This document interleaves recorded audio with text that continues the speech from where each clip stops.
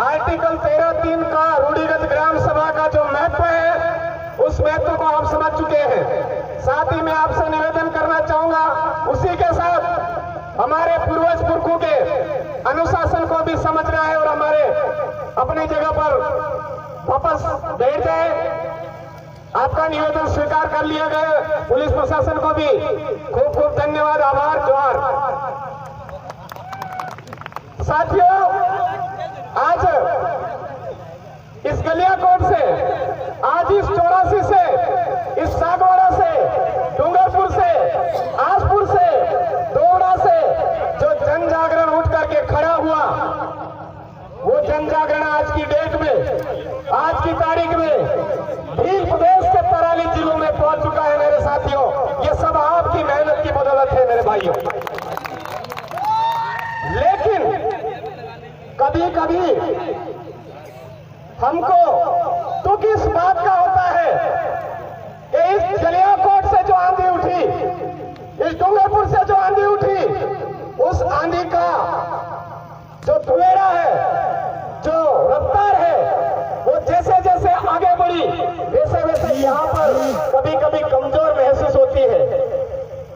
मेरे साथियों, मैं आपको अवगत करवाना चाहूंगा, जो शुरुआत आपने यहाँ पर की थी, आज की तारीख में वो प्रतापगढ़ के अंतिम कोने में नीमच जिले तक पहुंच चुकी है, मंदसौर जिले तक पहुंच चुकी है। तो हमको चुप रहने की जरूरत नहीं है। हमारा ये जो इलाका है, इस इलाका ने अंग्रेजों को खदेड़ा है मेरे भाइयों, याद करिए उस दिन को। इस इलाके ने राजा रजवाड़ों को खदेड़ा है और पूरे देश के आदिवासियों की सुरक्षा की है, वो इलाका है। और आप अगर आज चुप बैठते हैं तो वर्तमान में जो शिक्षा के जरिए दो धड़े करके हमारे समाज को दबाने का प्रयास किया जा रहा है, वो कैसे खत्म होगा मेरे भाइयों। आज आदिवासियों को दबाने के लिए दो तरह की शिक्षा व्यवस्थाएं हमारे देश के अंदर चालू की गई है। एक निजीकरण, प्राइवेट शिक्षा पद्धति, और एक सरकारी स्कूल की शिक्षा व्यवस्था। सरकारी स्कूल के अंदर भवन बना दिया, लेकिन पर्याप्त गुरुजन नहीं दिए। पर्याप्त गुरुजन दिए तो मेरे साथियों, उनके ऊपर काम थोप दिया गया।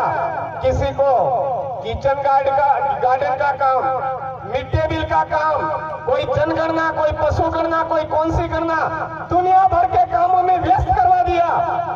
हम सबकी जिम्मेदारी बनती है कि कालीबाई कलासुआ ने अंग्रेजों के उस समय में शिक्षा का महत्व समझ लिया था। वो मात्र 13 साल की उम्र में उन्होंने उस शिक्षा के महत्व को समझते हुए अपने प्राणों की आहुति दी। तो वर्तमान में हमारे इस डूंगरपुर जिले के अंदर हमारे कालीबाई कलासुआ की आहुति हम कैसे भूल गए हैं? कालीबाई कलासुआ की आहुति कैसे भूल गए हैं? आज के तारीख में शिक्षा के महत्व को पूरे देश के अंदर जगाने वाले हमारे यहाँ के जितने भी पुरखे गए हैं, उनको कैसे भूल गए हैं? वर्तमान में हम पूरे देश के अंदर जो शिक्षा व्यवस्था दो ढांचों में बंधी है, उस दो ढांचे के खिलाफ हमको उठ खड़ा होने की जरूरत है मेरे भाइयों। हमारे एरिया के अंदर कलेक्टर की पूर्व मंजूरी के बिना जमीन का हस्तांतरण नहीं हो सकता है। सुप्रीम कोर्ट के कितने सारे जजमेंट आए हुए हैं अनुसूचित क्षेत्र को लेकर के, उसके बावजूद हमारे सागवाड़ा की कंडीशन देखिए, हमारे गलियाकोट की कंडीशन देखिए, हमारे डूंगरपुर की कंडीशन देखिए, पूरे अनुसूचित क्षेत्र की कंडीशन देखिए। आदिवासियों की जमीन गैर संवैधानिक तरीके से गैर आदिवासियों के नाम पे हस्तांतरित की जा रही है। हमको आसपास पता है, उसके बावजूद भी हम ऑब्जेक्शन नहीं करते हैं। मेरे भाइयों, हमारे वहां पर कम से कम, ज्यादा नहीं तो हमने 5000 बीघा जमीन कम से कम प्रतापगढ़ जिले के आसपास हम बचा चुके हैं इसी जागरण की बदौलत। इस जागरण में जो स्पीच हमको मिलती है, जो संवैधानिक हक अधिकार की नियमावली हमको बताई जाती है, उनका उपयोग करते हुए राज्यपाल महोदय को, राष्ट्रपति महोदय को, हमारे जनजाति संभागीय आयुक्त को ज्ञापन भेज करके हमने हमारी जमीनें बचाई है।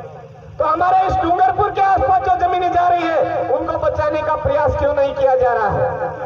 इस सागवाड़ा के आसपास जो जमीनें हस्तांतरित की जा रही गैर संवैधानिक तरीके से, उनको बचाने का प्रयास क्यों नहीं किया जा रहा है? हम सबकी जिम्मेदारी है। आज हमने पूरी ईमानदारी से हमारे एमएलए साहब निकाल लिए, लेकिन एमएलए साहब विधानसभा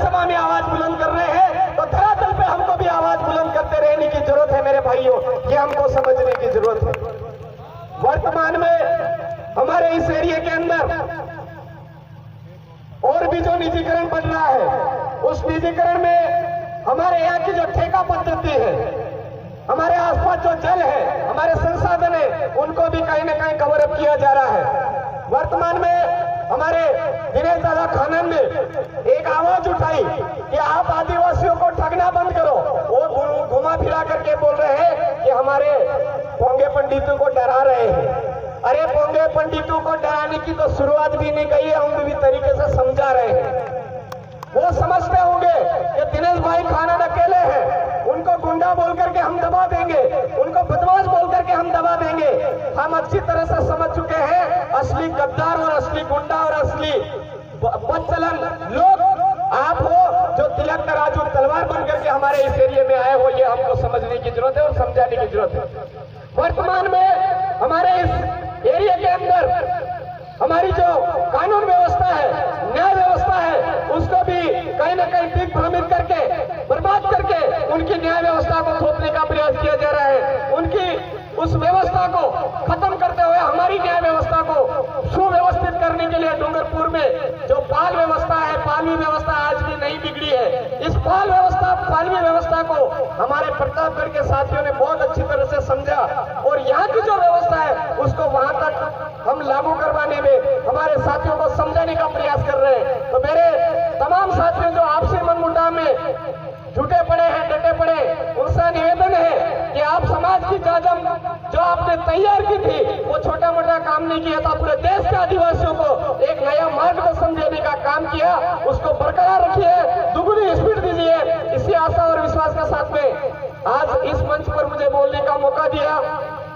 इसके लिए यहाँ की जो स्थानीय आयोजक टीम है उसको और गांव गणराज्य हमारे सज्जनपुरा माली के तमाम गर्वीरों को सैल्यूट जोहार और इस कार्यक्रम को सफल बनाने में प्रयास करने वाले सभी तमाम साथियों का हार्दिक जोहार। जय आदिवासी।